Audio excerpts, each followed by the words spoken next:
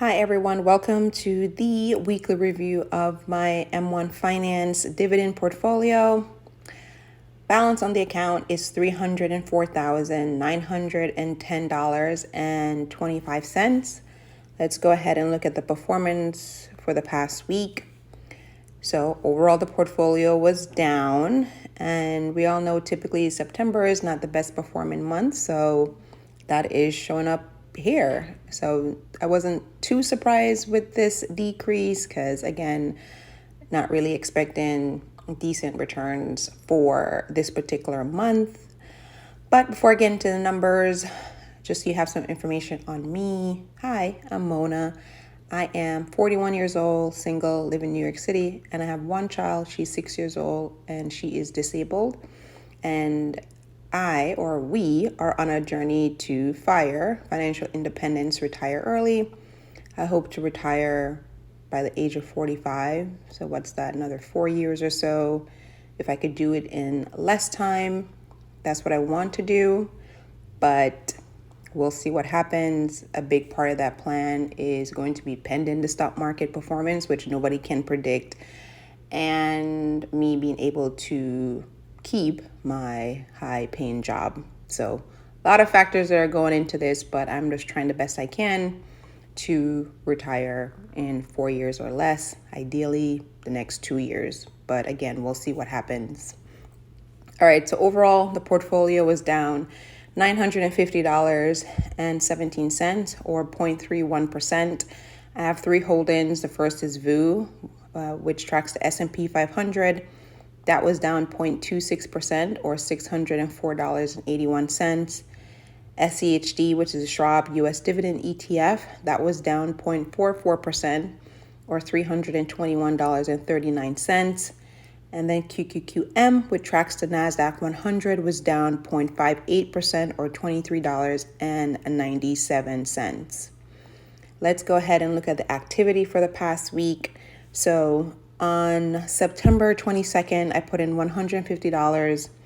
Then later that day, I put in another $50. So I got one trade for $200. If you add the two numbers together, it all went into VU, and I got 0.32 shares.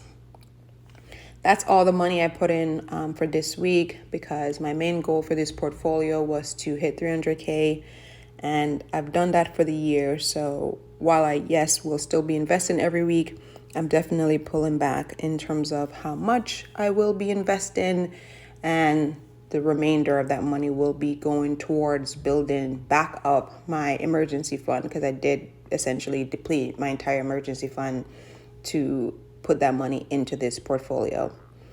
And then you see here September 26th. We won't talk about this in too much detail, but this is the dividend payout, the Q3 2025 dividend payout for QQQM. So we'll talk through all of the dividend payouts in next week's video, because they should all hit the account.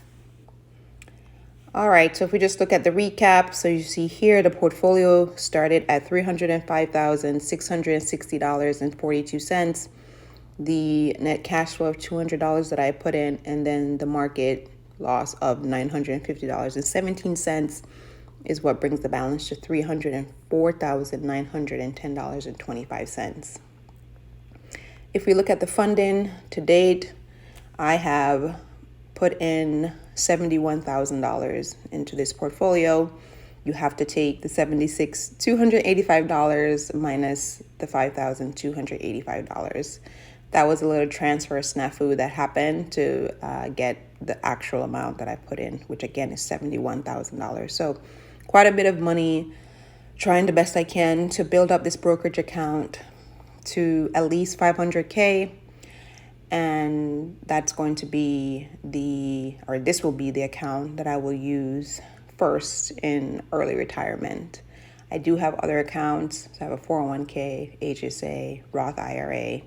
So all the combination of all of those accounts will get me through early retirement until I hit Social Security eligible age, which I think is 62, and I'm taking it at 62, whatever amount, if any, is available to me at that point. All right. Oh, and then let's look at the hold-in. So overall, the portfolio is up 18.21% or $46,966.08. The three hold-ins, VU is up 21.26% or $39,961.92. SCHD is up 9.48% or $6,312.79. And QQQM is up 20.03% or $691.37. As you can see, the big red flag here is SCHD. I mean, just the returns on it is horrible. But the dividend payout from SCHD in combination with the dividend payout from VU is enough to cover 1 month of expenses right now. So if I just do the calculation over a year, I get paid out, I think it's like a little over $5,000 in dividends just based off the balance that it is right now. And my monthly expenses is about $5,000. So when I think about it from an early retirement standpoint, right, that's good that at least I have 1 month of expenses that could be covered through my dividends. So then I just have to draw down on the portfolio for the remaining 11 months. But I'm still planning to, invest aggressively for another 4 years. So hoping that dividend payout will hopefully get to, 3 months, maybe even 4 months, that it would cover as I build up this portfolio. But we'll see what happens, right? We plan and then life happens. So we'll just take it one day at a time. All right, that is everything for this week. So the good news is that the portfolio is still over 300,000. If it gets below 300,000 for whatever reason, maybe the stock market crash, I'm not doing anything and when I say anything, I'm not going to super aggressively investigate over 300,000. I've already hit 300,000. To me, the box is checked. So the stock market would need to figure out its thing to get it back to 300,000 because I'm not putting any extra.